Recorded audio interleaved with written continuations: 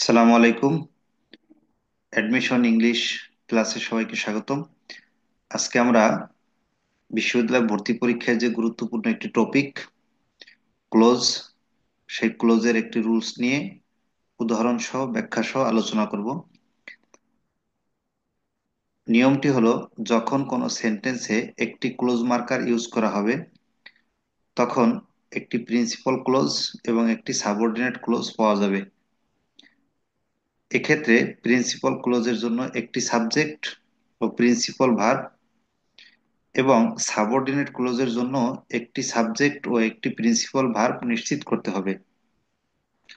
তাহলে এটা যদি আমরা দেখি উদাহরণ সহ, যেমন she glares at me dash near her desk. এই বাক্যে যদি আমরা দেখি যে পুরো বাক্যটা নিয়ে যদি আমরা একটু বিশ্লেষণ করি, তাহলে আমরা দেখব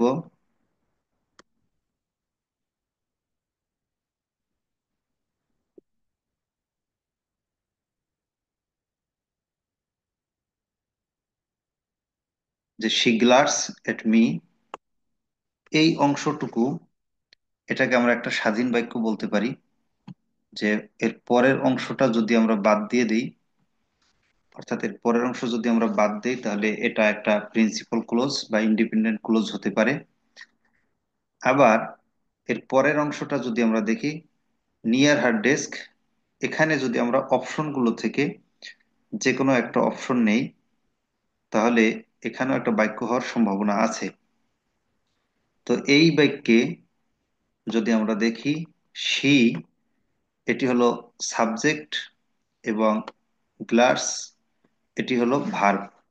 অর্থাৎ শি গ্লার্স এট মি, এটিকে যদি আমরা পুরো বাক্য হিসেবে চিন্তা করি, ইন্ডিপেন্ডেন্ট ক্লোজ বা প্রিন্সিপাল ক্লোজ হিসেবে চিন্তা করি, তাহলে আমরা দেখি যে এটার ক্ষেত্রে একটা সাবজেক্ট আছে এবং একটি প্রিন্সিপাল ভার্ব আছে। সুতরাং এটি একটি প্রিন্সিপাল ক্লোজ।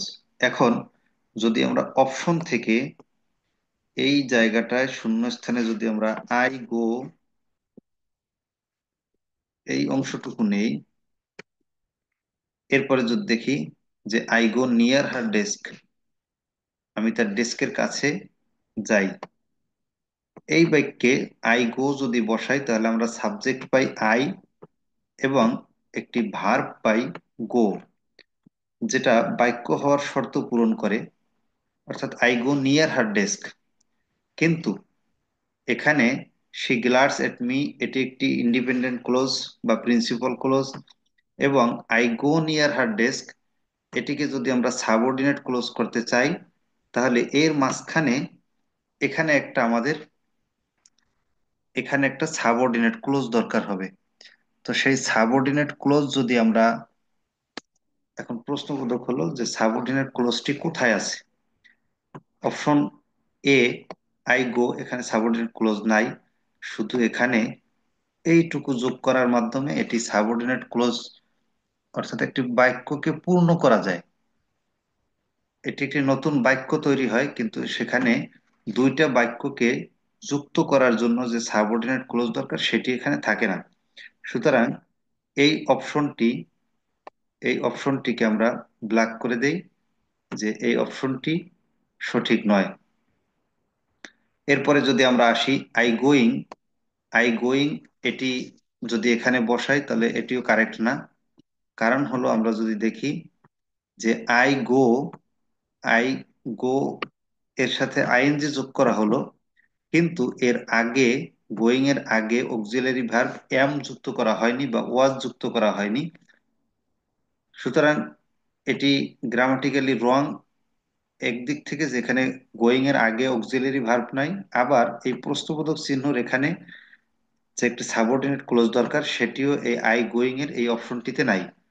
সুতরাং এটিকে আমরা ব্ল্যাক করে দেই, যে এটিও ভুল একটি অপশন।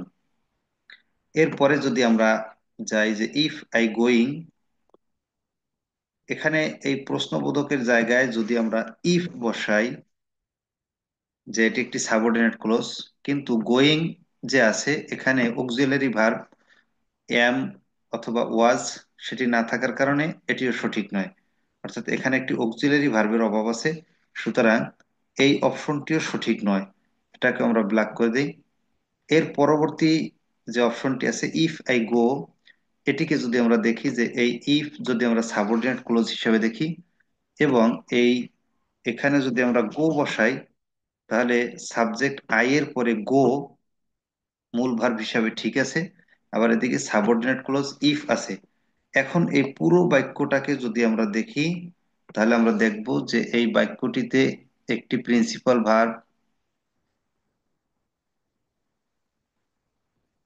এই বাক্যটিতে শি গ্লাডস এট মি, এটা প্রিন্সিপাল ক্লজ, এবং I go near her desk, এটি সাবঅর্ডিনেট ক্লজ, কারণ এর আগে সাবঅর্ডিনেট ক্লজ ইফ আছে। তো দুটো বাক্যকে সংযোগ করার জন্য যে সাবঅর্ডিনেট ক্লজ দরকার সেটি এই পুরো বাক্যের মধ্যে আছে। এবং এই ইফ সাবঅর্ডিনেট ক্লজ থাকার কারণে এখানে দুটো বাক্যের জন্য দুইটা সাবজেক্ট, অর্থাৎ সি এবং আই আছে, আবার দুইটা ভার্ব গ্লাডস এবং গো আছে। সুতরাং সঠিক উত্তর হবে ইফ আই গো, এটি হবে এই প্রশ্নের সঠিক উত্তর।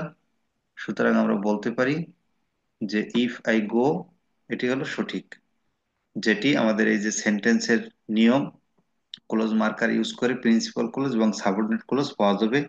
এই ক্লোজ মার্কার ইফ যুক্ত করার কারণে আমরা এটা একটা প্রিন্সিপাল ক্লোজ পেলাম, এবং ইফ এর পরের অংশটা, ইফ সহ পুরো অংশটাকে আমরা সাবঅর্ডিনেট ক্লোজ বলতে পারি। এবং এখানে দুটো প্রিন্সিপাল ভার্ব এবং দুটো সাবজেক্টও নিশ্চিত করা হয়েছে। সুতরাং সঠিক উত্তর ইফ আই গো। ধন্যবাদ সবাইকে। আসসালামু আলাইকুম।